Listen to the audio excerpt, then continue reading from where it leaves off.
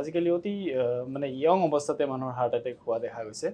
বাকী দেশ বিদেশৰ তুলনাত ইউৰোপীয়ান দেশ বিদেশৰ তুলনাত আমাৰ দেশৰ মানুহৰ 10 বছৰ আগতে এই হাৰ্টৰ প্ৰব্লেম হোৱা দেখা যায়। আৰু আমাৰ ইয়াত ইয়ং হাৰ্ট ডিজিজত আক্ৰান্ত হৈ মানুহৰ মৃত্যুৰ সংখ্যা বা হাৰ্ট ফেইলিয়ৰৰ সংখ্যা বহুত বেছি। ছ'চাইটিত আমাৰ সমাজত এটা এৱাৰনেছ মই ভাবোঁ অহাটো অতি জৰুৰী।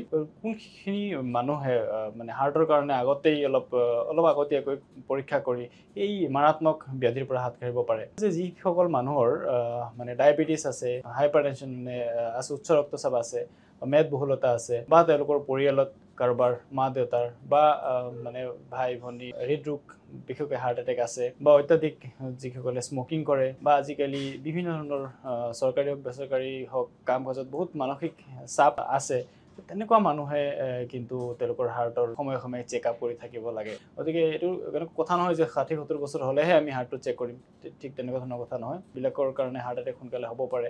তেনেকুৱা থকা মানুহে মানে এটলিষ্ট এদিন উলিয়াই মানে হাৰ্টৰ কিছুমান টেষ্ট আমি কৰি ল'ব পাৰোঁ। বিশেষকৈ ECG, ইক'কাৰ্ডিঅ'গ্ৰাফি আৰু ট্ৰেডমিল টেষ্ট এইখিনি কৰিলেও আমাৰ লিষ্ট মানে 80-90% বস্তু আমাৰ হাৰ্টৰ মানে ক্লিয়াৰ হৈ যায়।